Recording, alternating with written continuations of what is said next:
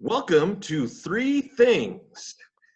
Today, we have a very, very special guest for us. He is one of three men to eclipse $100 dogs during the 2019 season. He writes for both Sox in the Basement and On Tap Sportsnet. He was the first guest on the From the 108 podcast. He has multiple appearances in the 108 tourney, posting better wrestling hype videos than Ken WO. Yes. Oh, shit. Summer into absolute oblivion when we visited the region. He knows more about Seinfeld than Seinfeld does. He's the lefty junk baller of White Sox Twitter. He is NWI Steve. Steve, welcome to Three Things. Very happy to have you, man. Hey, yo, what up, fellas? How we doing? What's up, fam? How you doing, man? What's the good word, boys? Oh, man, it's been a long-ass day. Like 1980s beach movie long-ass. Like, that's the kind of long-ass we're talking. Okay, so I have one unrelated question that I have to get. So apparently earlier today, I was informed that he's no longer my sausage summer. So what's going on here? What did I miss during my little sabbatical? First of all, I never was my sausage summer. Let's just put it there. And yeah, I mean, was the day as long as Steve's vacation from Twitter when like everyone needed him the most? He just fucking bailed, man. It's like what was that movie? The one dude with the surfer. Oh shit, he's a popular guy. No, he's like sometimes he's like, man, if life gives you lemons, just take the lemons and bail. That's what he did. He just rolled out. Rolled out when we needed it. Got weird. Listen, it's like George Costanza says, showmanship. Go out on a high note. Or get out before all the kids at a swim party. Thanks for tuning in. All right. That was thing It's good to see you.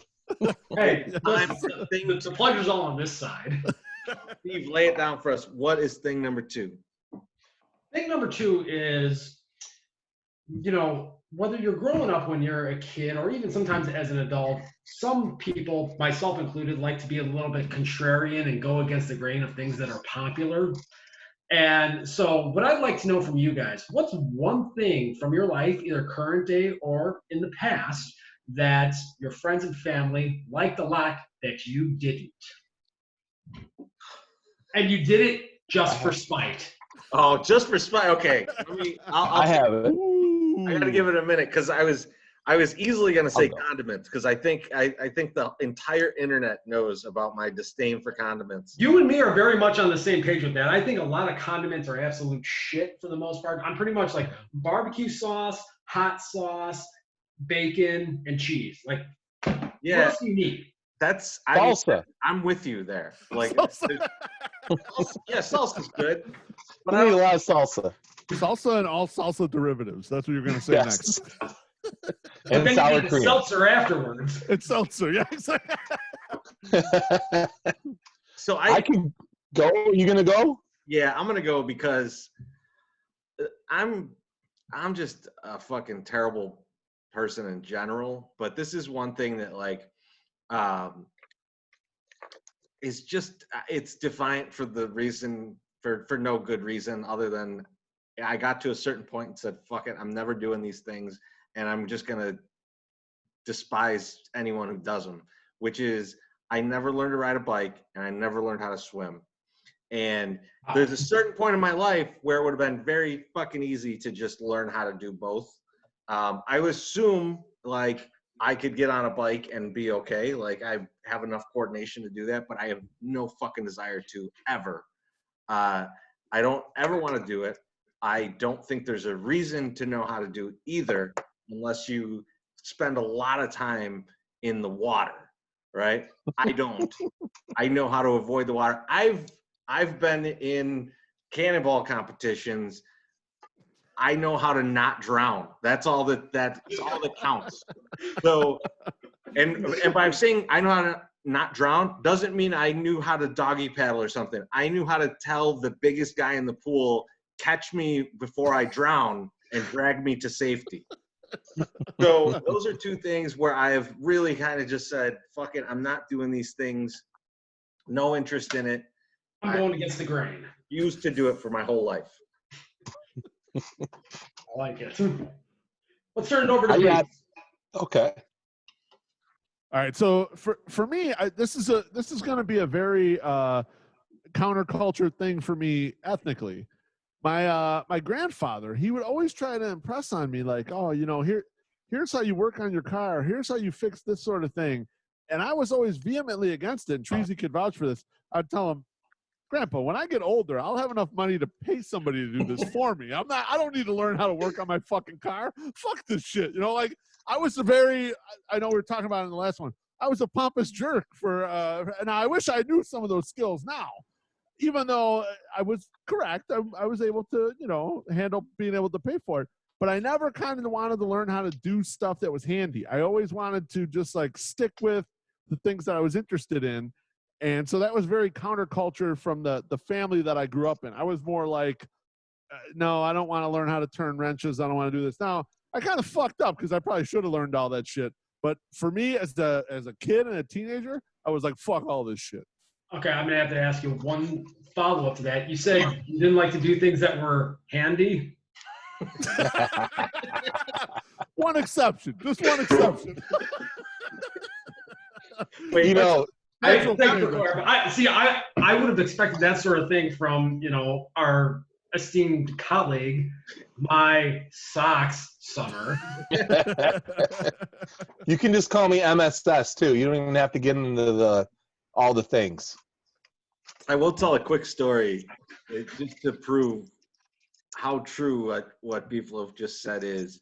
So when Beefloaf would need help putting something together, he would typically call me or my dad, whoever was available to give him a hand. And so my dad is just as he's just as impatient as I am about these things. And I think Beefloaf was like, I'm going to go Treasy this time. He's just a tad more patient. So I came over and I'm just trying my best to walk him through. What were we putting together? An elliptical or something? An elliptical, yeah. I was at my old condo, yeah. And I'm like, no, calm down. Just slow down. You gotta put this piece in first before you do it. And I'm looking at Beefloaf and he's just trying to jam two fucking pieces together. And then just I don't know if you guys have ever seen UHF when the guy just slices his fucking finger off and blood is squirting all of a sudden Beefloaf is just bleeding. And I'm just like, what the fuck just happened? What did you just do? And he just got a big cut on his hand and he's like, everything's still apart and now there's blood. And I was just like, I'm going home. I don't want to be a part of this. It was like the SNL skit, the Julia Child, where she chops off her finger. That's basically what happened, except I didn't keep my fingers. I got all 10 digits right now, but there was blood everywhere. And Treasy downplays it. He was laughing his balls off as there was blood streaming off of me. He couldn't contain himself. My wife comes into the room overhearing it. They're both bent over laughing their asses off. Fuck you two now that I think about this shit. Okay, so inevitably, anybody who has an elliptical or a treadmill or something in their home, basement or home workout area, inevitably uses it not for what it's intended for, but they use it to hold clothes or something. What was on the elliptical then when you eventually weren't using it? Well, there was no clothes on it or anything. And what became funny is I got a poker table for that room, and I ended up so the thing just ended up pushed in the corner. And the next thing you know, when I couldn't have the poker table in there anymore, when Oniyasteki was born, I had to just get rid of it. So I had to have our guy Biggins come in and with his moving company and just take the thing. And I'm like, you can just have it or sell it or whatever. I can't do anything with this anymore. The elliptical. 12 inches of them? The elliptical, yeah. That's the poker table. No. I still have the poker table. I'm on the poker table right now doing this podcast. That's outstanding. My sock summer. Lay it on us, man. So I'm going in a totally different direction.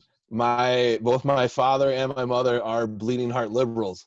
And as far as when I can remember, the first term for George Herbert Walker Bush, I wore a Bush button on my jacket with my Def Leppard T-shirt, just to piss off my mom and dad because they were big time Mike Dukakis supporters. Because I think that's who we ran against the first time, and I think that's right. Yeah. Good call. Good pull right there. And it doesn't. It was just more. My grandmother loved it. She was a very staunch Republican, and she was like, "This is great. You stay down the narrow path." But my parents did not like it, and I was not a Republican. And the only and I'm not like necessarily a Democrat either. And it kind of made me think about this when you let us know what the question was. Is I remember sitting down. I didn't really know what a Republican or a Democrat was at that point anyway. And the guy. Wait, how old are you at this point? Because I'm pretty young. This is 4th grade, I think, was when all that shit went down. Yeah. Yeah, because But that later- would have been the '88 election there. Yeah, it sounds about right.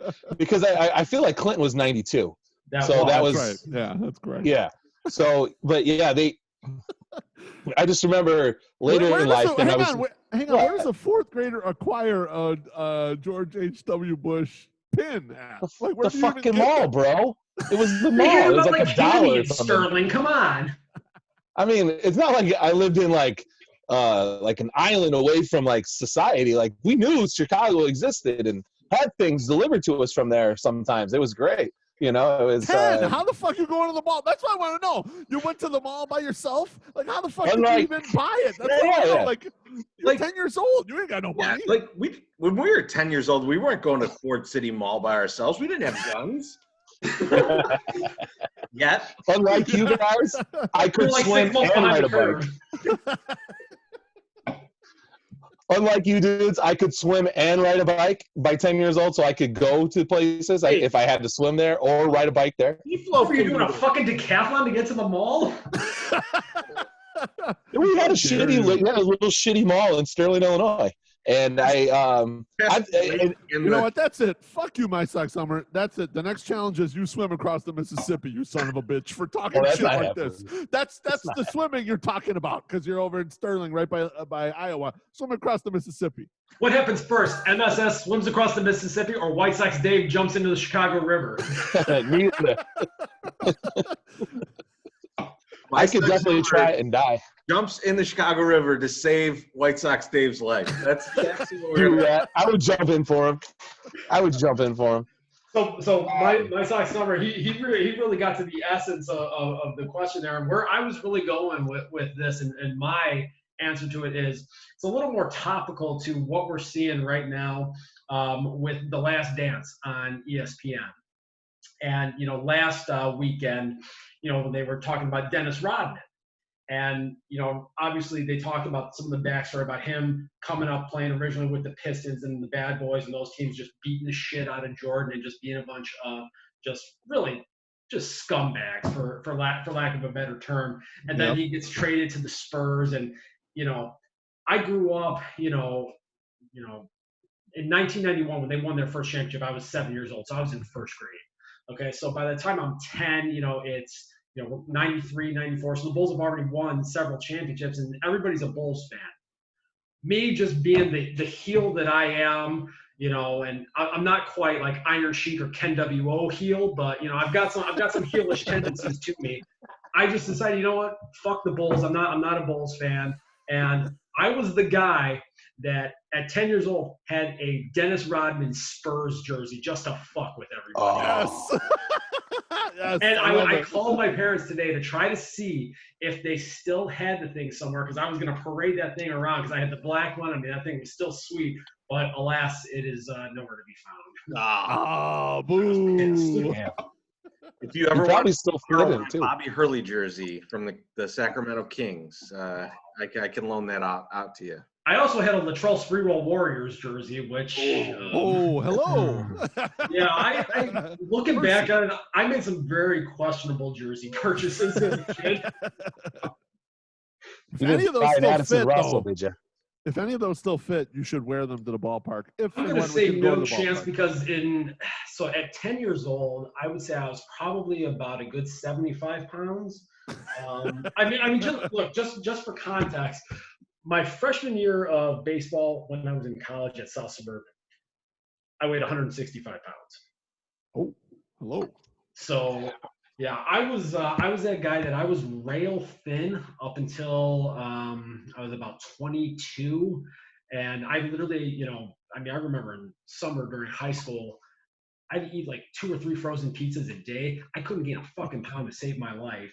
Oh, And wow. then when I was done playing after my junior year, after I blew out my shoulder, and then I touched a weight for the first time, and I got my little beginner gains for the first time and everything, and so ever since then the metabolism has just gone to shit. Yeah, I think what you do is next Halloween you let Mookie wear the Latrell jersey and you rock the PJ Carlissimo outfit. Be an all-time. I can tell you, she doesn't need practice choking me. All right. Oh, hello. I mean that in a totally non-sexual sense too. Right. I didn't take any Michael Hutchins, David Carradine thoughts. All right. Soon. It's time for thing 3. You guys ready for this? You guys ready for this shit? All right. So one thing that is interesting about Seinfeld is that there was no good spinoff, right? I mean, Curb Your Enthusiasm is basically a spinoff, but it's not truly. Every other show at least tried. Yeah. And probably one of the more successful ones was Frasier, right? Or the Jeffersons. And usually it's because they haven't really explored that character that much. So I really think you can't use the core 4 from Seinfeld in any way in a future one. So you need to come up with a secondary character from Seinfeld and give me the sitcom that they'd be in. I want the situation along with the character that you want to show off. That's an easy one. It's David Putty in his Body Shop. That's good. I mean, that's a sitcom right there in itself. You got a bunch of drunken baboons coming in talking about cars and talking about women and talking about their sex moves all the time. I mean, you could fill at least 6 seasons with that, and then you graduate and you're no longer the grease monkey and you start selling the things, and now you're a car salesman. Yes, that's another like 4 or 5 seasons right there. The Putty car salesman was one of the thoughts that I had on this because high five. Let's see, rust proofing keys. How are you gonna start it? The other thing too was like there was so much going on in that car dealership that it was amazing. Like the one guy's dad was there. It's like just sitting there. Hey, right up to the customers. And then you got Kip, Ned, or Mo, big guy, short name, stealing George's Twix. They're all Twix. What's the one with the swirling chocolate in the commercial? They're all really chocolate. The guy who went on like the run with Kramer, like there was a ton of characters from that. Like it would have been amazing. I would love to have a painting of the candy lineup. I think a painting of the candy lineup would be good. If Tom Paints watches this, can you please paint the candy lineup for me? I will pay you for that. Yes, we need that. All right, who wants to go next? I can go next. I will take the Costanzas, George's mom and dad. I think, it's Estelle and Frank. Yes. That's who I would like to see. Just because you need a basis on why George is the way he is. And I mean, I think a natural thing you'd want to take Jerry's parents, but that seems fucking boring. Yeah, the Costanzas, at least you got a taste. You got a little taste of the Costanzas, and it looked like you could run with it. And plus, the actors were fabulous. Both those guys are great. I guess maybe Elaine's folks too, but I think the Costanzas are a sure bet to let me watch that. Well, you only meet Elaine's dad in one episode. Yeah, I don't remember. So I don't think you can use Elaine in that context, though. But that's a good call with that. I mean, Frank Costanza is just one of the most phenomenal supporting characters. I mean, think about Jerry Stiller. This guy was Frank Costanza and Arthur Spooner. I mean, my God, like that's like Hall of Fame level shit right there. Yeah. Now, Stop short on chicks and everything. That's my move. now, Nice Sack Summer, are we doing this in Queens, or is this, or did they move to Del Boca Vista? Are they on the shuffleboard court? Right. There's got to be the back and forth, doesn't there have to be? Like they go down and then they come back and all that shit. Don't they got to do Or that? are they on, or just on a cruise? I think they go on a cruise and then come back to Queens, go back and forth. I'm in for I'm saying primarily Queens. That's it. All right, I love it. Yeah. They do that. I mean, how many more business ventures with Kramer does he get into? Oh, Like they had the billiard room, and then they had the, like they had the bro and the man's, all that shit, man. I think Kramer, he weaves himself back into the story a little bit more. Does Frank's computer business really take off?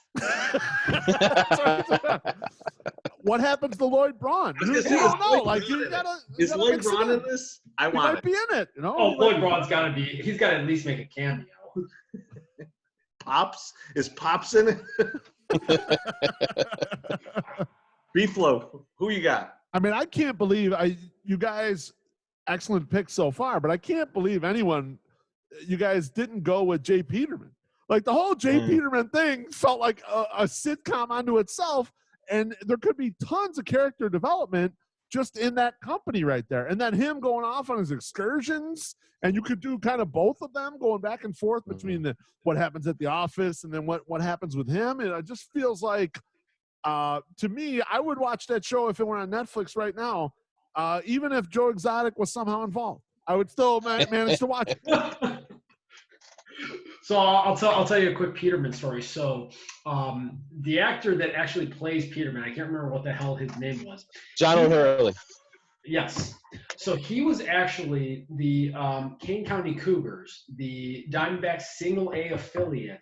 He was actually there at a game last summer, sang the national anthem, and they were giving out bobbleheads of him.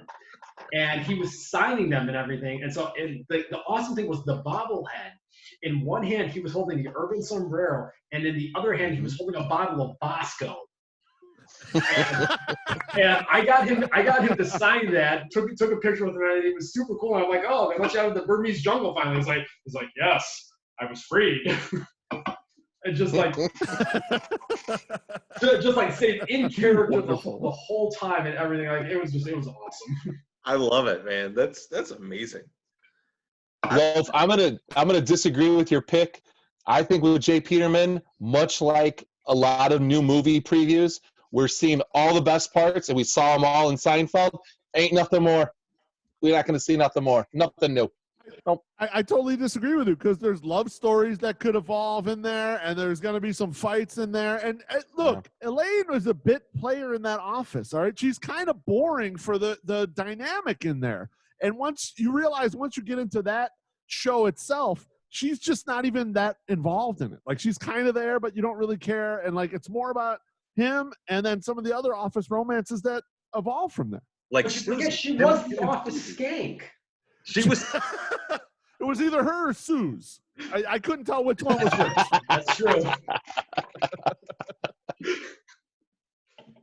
So I'll go last. I gotta admit, I thought of the putty thing. I thought the Peterman. I had it on my mind, but the one that I really, really thought about was going back and seeing a young Uncle Leo.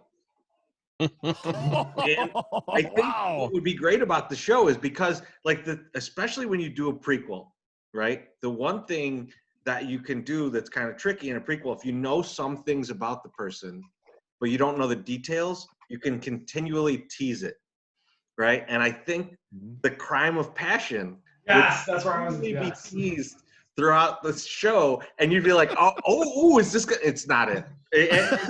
And like really just keep you on it, and then until it's canceled after the 6th episode, and then you put crime of passion in there. But I love that character, but he's such a motherfucker, and like a young version of that when he's more Costanza-like, I think would just be beautiful. And they had the writers to do it, you know. Now, Teresi, would you save this for the actual series, or would you make a movie of the Brentanos incident, but from his perspective. Would that just be a movie, or would it be a Broadway play? I don't know how you're thinking about it. Like, how do you want to do it? I would definitely do Broadway, and I would cast John Mulaney as Seinfeld.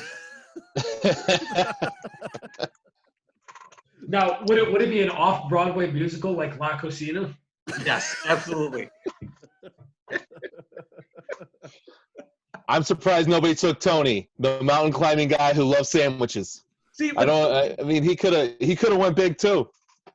There's unfortunately not a lot of depth there, and I think we've already allegedly we've already all seen a full Dan Cortez show on him.